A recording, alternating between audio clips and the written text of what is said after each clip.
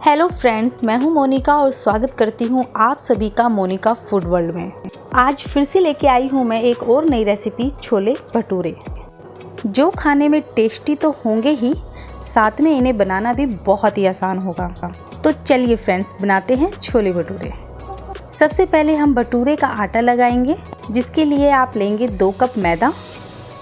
मैंने इसे पहले ही छान लिया था।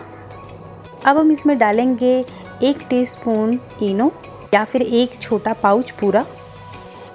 अब हम इसमें 2 चम्मच सूजी लेंगे, 1 चम्मच चीनी डाल देंगे। मेरे पास पिसी हुई चीनी थी तो मैंने वो डाल दी है। आधा छोटा चम्मच नमक डालेंगे या अपने स्वाद के अनुसार डालें। अब हम इसमें 2 चम्मच ऑयल डालेंगे।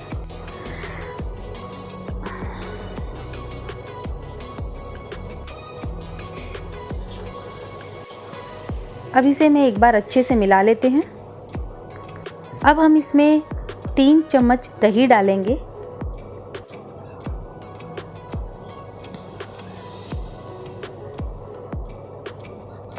अब हमें आटा गूंथना है, इसके लिए हम थोड़ा सा गुनगुना पानी इस्तेमाल करेंगे। ध्यान रखें, हमें पानी थोड़ा थोड़ा करके लेना है। आटा गूंथते समय आप एक बात का ध्यान रखें कि आटा ज़्यादा पतला ना हो जाए, क्योंकि हमें भटूरे बेलन से बेलकर बनाने हैं। हम बाज़ार में जिस तरह से भटूरे बनाए जाते हैं वो हाथों से बना लेते हैं, उन्हें बेलन की ज़रूरत नहीं पड़ती है, बेलने की ज़रूरत नहीं पड़ती है। लेकिन वो हम घर पे नहीं कर पाएंगे, इसलिए हमें थोड़ा सा आटा टाइट लगाना है ताकि हम उसे अच्छे से बेल पाएँ। यहाँ पे आपको आटे को 5 से 6-7 मिनट तक अच्छे से पटक पटक के इस तरह से गूंथना है, ताकि आटे में अच्छे से खिंचावट आए और हमारे भटूरे सॉफ्ट बने और उसमें अच्छे से अंदर जाला सा जैसे ब्रेड होती है वो आ जाए। भटूरे बनाने के और भी बहुत सारे तरीके होते हैं, जैसे कि ईस्ट से भी भटूरे बनते हैं और बेकिंग पाउडर से भी बनते हैं। इनो से जो भटूरे बनते हैं उसमें ये फ़ायदा होता है कि हमें आटा ज़्यादा देर तक नहीं रखना होता है, उसका रेस्टिंग पीरियड आधा घंटा भी काफ़ी रहता है।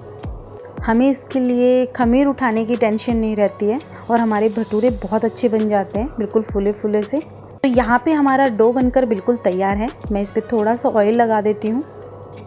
तो हमें इसमें खमीर उठाने की तो कोई टेंशन है नहीं, इसे इतनी देर के लिए रख देते हैं जितनी देर में हम अपने छोले बना लेते हैं। तो यहाँ मैंने 1 कप चनों को रात भर के लिए भिगो दिया था। छोले बनाने के लिए कुकर में हम 3 चम्मच ऑयल लेंगे। ऑयल गर्म हो जाने पर हम उसमें जीरा डालेंगे, 1 तेज पत्ता, बड़ी इलायची, 2 छोटी इलायची, 2-3 लौंग और 3-4 काली मिर्च के दाने, 1 छोटा टुकड़ा दालचीनी का, 3 से 4 हरी मिर्च कटी हुई और 1 बड़ा प्याज कटा हुआ।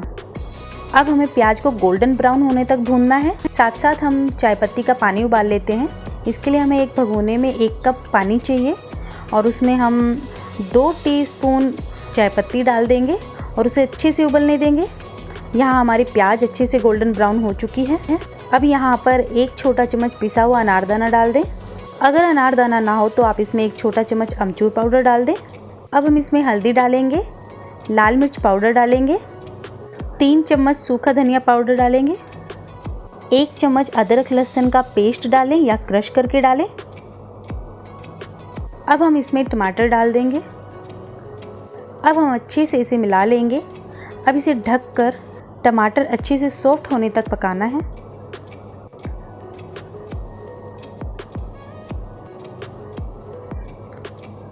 दो 3 मिनट के बाद हमारे टमाटर अच्छे से सॉफ्ट हो चुके हैं।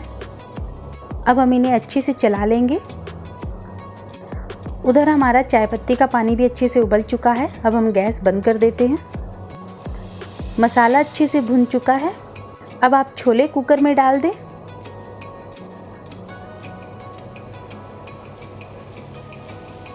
साथ साथ आप इसमें 2 बड़े चम्मच चना मसाला भी डाल दें।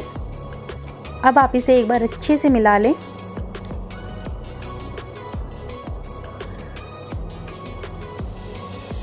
अब आप यहाँ पर चाय पत्ती का पानी डाल दें, इस तरह छलनी में से छानकर। अब आप यहाँ पर नॉर्मल पानी डाल दें, सिर्फ इतना डालना है कि हमारे चने उनमें अच्छे से डूब जाएं।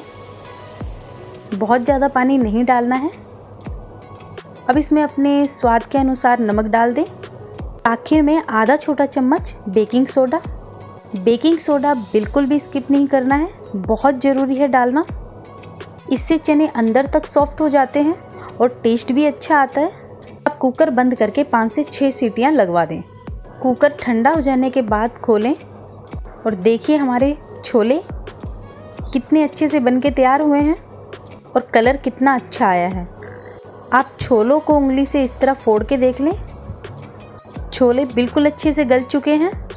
अब चमचे की हेल्प से कुछ चने इस तरह फोड़ दें जिससे हमारी ग्रेवी थोड़ी गाढ़ी हो जाए और हमारे छोले बढ़िया सी कंसिस्टेंसी में आ जाएं। अब आप छोले में 1 बड़ा चम्मच कस्तूरी मेथी डाल दें। अब आप इसे अच्छे से मिला लें। देखिए हमारे छोले का कलर कितना अच्छा आया है। अब आप इसमें कटा हुआ हरा धनिया डाल दें और इसे अच्छे से मिला लें। तो हमारे छोले बनकर बिल्कुल तैयार हैं, वो भी इतनी आसानी से। ना हमने इन्हें अलग से उबाला है, हमने इनमें अलग से छोंक लगाया और एक ही बर्तन में हमारे छोले बनकर तैयार हो गए। तो भटूरे तलने के लिए यहाँ पे मैंने ये कढ़ाई ली है। आप चाहें तो इस तरीके की कढ़ाई भी ले सकते हैं, लेकिन ये कढ़ाई थोड़ी डीप है, जिससे कि करछी से भटूरों पर तेल डालने में आसानी रहेगी।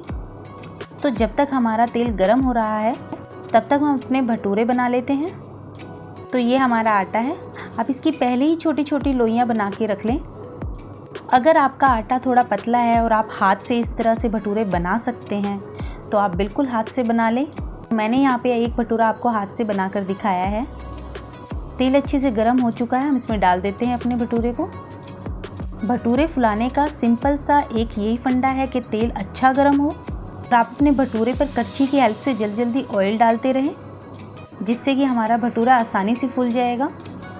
तो ये देखिए हमारा भटूरा फूल गया है और कितना अच्छा बन गया है। चलिए इसे निकाल लेते हैं। चलिए अपने दूसरे भटूरे को भी ऐसे ही फुला लेते हैं।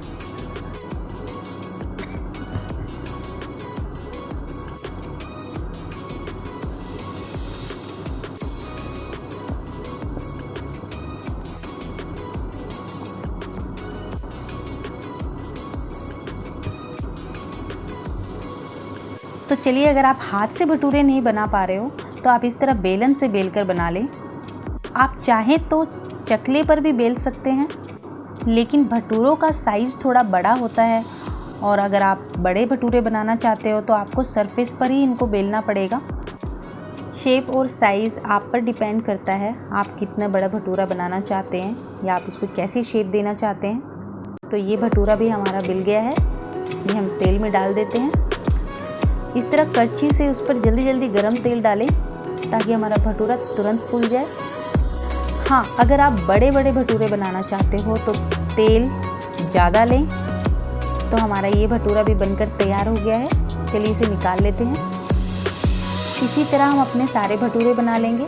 तो चलिए मैं आपको एक भटूरा तोड़कर दिखा देती हूँ।